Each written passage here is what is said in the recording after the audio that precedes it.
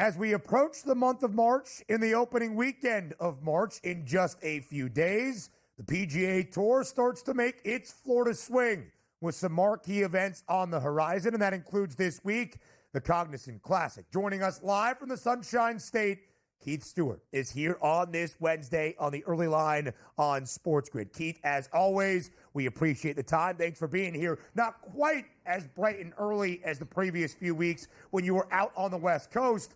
Glad to have you back on East Coast hours. Ben, that was going to be my opening statement. It's just nice to be here at 10 a.m. and not 7 or 6 a.m. or whatever we've been doing in weeks past. Hey, you know what? The Florida swing is the most difficult stretch of golf courses on the PGA Tour. This thing's going to get wild. There may even be some March Madness coming up. So, hey, guys, what do you want to talk about? It's Cognizant Classic. Wow. Well, let's get right into it because, Keith, we have some signature events on the horizon starting next week at Arnie's Place for the Arnold Palmer Invitational, followed by, of course, golf's fifth unofficial major. That would be the Players' Championship. But this week at the Cognizant Classic, let's talk about the track. The golfers will see what are the conditions looking like. What do you need to excel on this golf course?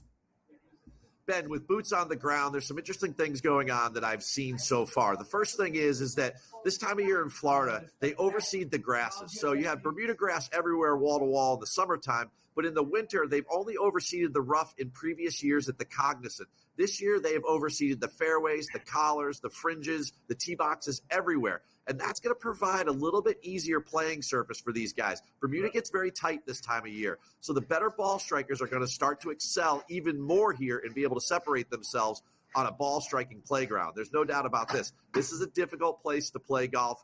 And with that sort of, and the wet weather we've had, just last couple of days, we've seen some showers. It's going to soften things up a little bit. I think that conditions are actually really perfect here at PGA National for this week and for the Cognizant Classic. Let's get some good weather down there because you know why, Keith? We need some Keith's keys to this week. Pick out some players. What do you have going on down there? Let's get after it. Hey, Donnie, Keith's keys this week. First one, double bogey avoidance. We have 15 holes with water, sand, some sort of obstacle. Last year, there was 186 double bogeys or worse here throughout 4 rounds of the tournament. Now, Keith, hey, put that in perspective. I don't know what that means. Last week in Mexico, they only had 127. The guys find the water here. The bear trap, the back nine, that 3-hole stretch, par 3 over water, par 4 over water, par 3 over water, right, Donnie? It's your worst nightmare. This place, double bogey avoidance, Keith's key number 1. Number 2, Bermuda grass putting. We've changed the agronomy. We're no longer in Mexico or out on the West Coast with that POA. The winners here gain over 3 strokes on the field on average over the last decade.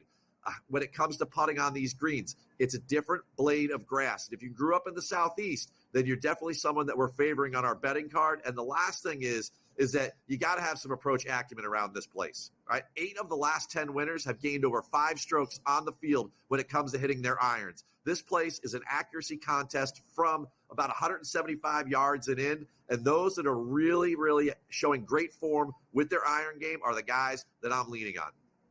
The Bear Trap, 15, 16, 17, one of the great closing stretches each and every season on the PGA Tour. So, Keith, who is going to take your keys and conquer what we see this week at the Cognizant Classic at PGA National? Shane Lowry is the favorite at 20-1. From Keith's keys to the early leans on the early line. What are a couple of guys that you like this week to make a charge at the leaderboard?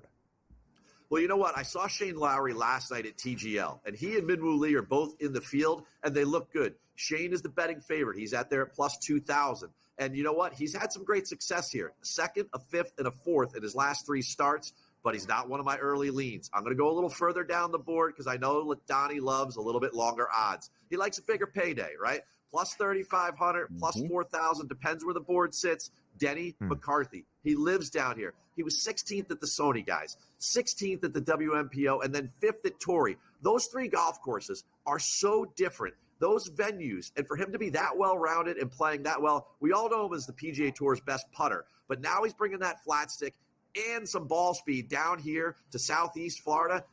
I love the fit here at PGA National. He knows the agronomy. He's going to be able to score. Denny McCarthy is the first guy, and he's a dog. And you got to be able to save par around this place and score, and you know he can do both. The second guy, Gary Woodland. He has just received the PGA Tour's Courage Award. And if you're looking for a great storyline, Gary Woodland's career comeback is an unbelievable one. At plus 8,000, you're not going to believe some of this. This is really going to get your attention.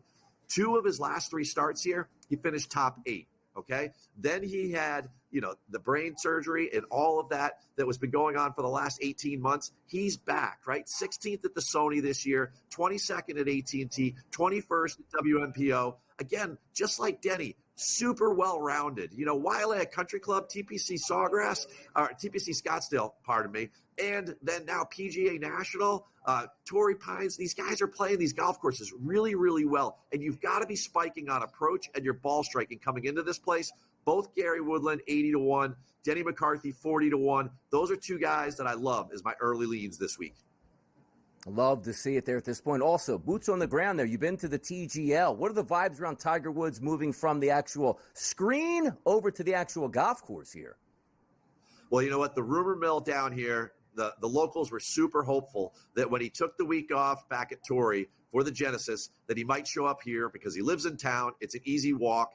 Tiger, unfortunately, he's not here. There's a lot of smoke right now, and where there's smoke, there's fire. Bay Hill, a place where he's won 7 times. The Players, it's an easy walk. It's the flagship event for the PGA Tour. Tiger's their number 1 spokesperson. Sometime in the next 2 weeks, I feel very strongly that we're going to see the big cat prowl once again. My lean would be on the Players. It's a little bit easier walk, a little easier golf course, and it means more to the PGA Tour. With all that's going on in the PIF PGA Tour negotiations, it'd be a nice time for him to pop up. He's got to get 4 rounds in of competitive golf before Augusta National, which is just in 43 days there, DRS. I'm already counting down.